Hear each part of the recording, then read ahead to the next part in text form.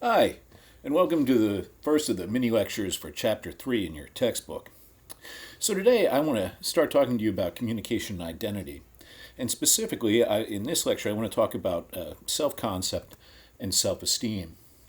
But before we get there, I want to address the idea of identity a little bit. And there's some questions that I encourage you to ask yourselves. So, for example, how do you define yourself? We define ourselves in a lot of ways. So, for example, people oftentimes define themselves by their job. One of the things that we ask people when we go to parties, for example, when you get out of college at least, one of the first questions you ask someone, hey, so what do you do? And so that shows how many of us define ourselves by our professional roles. Some of us, of course, define ourselves by our age, right? Some of us define ourselves by our sexual orientation, gay, straight, etc. Social roles. Oh, I'm a volunteer for this organization, or I'm involved in community theater, or right. So a lot of people define themselves on where they fall in sort of a social stratum, and then of course gender as well, right? I'm a man, I'm a woman, I'm non-binary.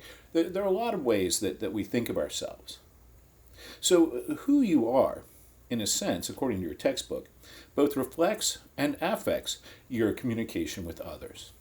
So, in other words, how you think of yourself impacts how you communicate with other people. So, again, the main focus of this short lecture today are these two things, self concept and self esteem. So, self concept essentially is who you think you are. Again, self concept is all about how you see yourself. So the fancy definition, according to your book, is self-concept is made up of the relatively stable set of perceptions you hold about yourself. I'll say that again because this will be on the test. Self-concept is the relatively stable set of perceptions you hold about yourself. Now, by relatively stable, your book means that these ideas, these perceptions of who you are and how you think about yourself, stay with you over time. So, normally, when I start this unit face to face, I ask students to put together a list about how they think of themselves, and I'll say, can you define yourself? How do you describe yourself for me? And so people will say things like student, sister, daughter, son, father, fireman, right? I mean, they'll use all these different kinds of definitions to define themselves, and if you make this list yourself, you'll see that a lot of these things are really good descriptors of your own idea of self-concept, how you think of yourself. Now, one of the things that's interesting from a social science perspective is that it's really difficult to give up on some of the things that comprise your self-concept. It's difficult to think of yourself in new ways, and this is a concept known as cognitive conservatism. And it doesn't have anything to do with politics. The idea is just that the way you think of yourself is hard to change. And so, for example, I think of myself in much the same way now, at 47 years old, that I did when I was 22 or 23, even though a lot of those things aren't true about me anymore.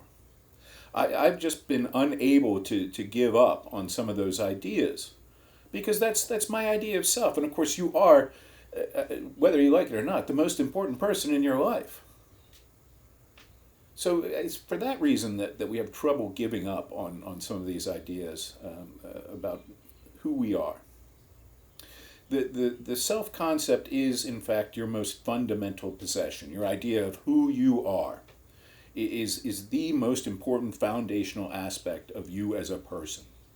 And of course, knowing who you are, or at least having an idea of who you are, is really essential for relating to the world. It influences the way you interact with other people in every social setting that you'll find yourself in. Now, self-esteem is different than self-concept. Self-esteem involves evaluations of self-worth. Excuse me. So, if self-concept describes who you think you are, self-esteem is how you feel about who you are.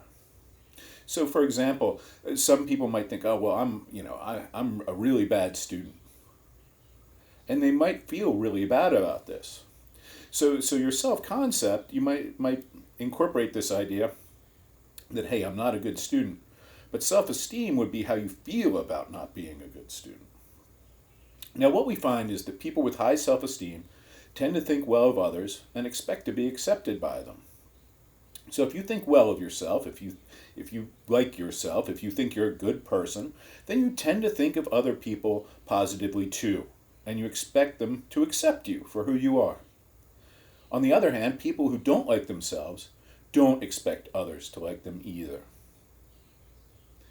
So in a sense, this shouldn't be surprising, right? Because this amounts to what we call self-fulfilling prophecy, and that's another thing that we'll talk about as we progress through this semester.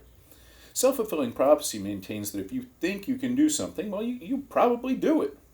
So in the same way, if you think that you're a good person and people should like you, right, then it makes sense that people will. So as a result, again, if you think, on the other hand, right, if you think you're a bad person, then you don't expect other people to like you. So high self-esteem doesn't guarantee interpersonal success. So it doesn't mean that everyone's going to like you all the time, but it's a really good starting point for positive behaviors and interactions. So you see here, your book presents you with a model of what we call a self-esteem cycle. Now it's a cycle, so you can really start at any point in this circle, right? In this cycle. So what we find, we'll start here for the sake of argument. So your self-esteem is either positive or negative. You feel either really good about who you are or really bad.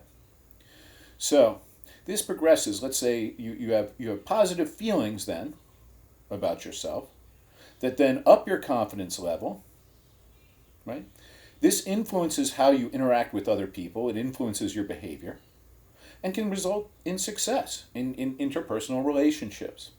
The same can be said for negative behaviors. So if you think poorly of yourself, you have negative feelings about yourself, it affects your confidence negatively, you act in ways that don't encourage people to think of you in positive ways, and you have failures in interpersonal relationships. So, it's kind of corny, and it sounds like a Tony Robbins kind of self-help thing, but it's true that if you feel positively about yourself, then this will influence your behavior and impact your relationship with others. If you feel good about yourself, then you'll probably have better relationships with other people. All right, that's it for today's short lecture. I hope you learned something.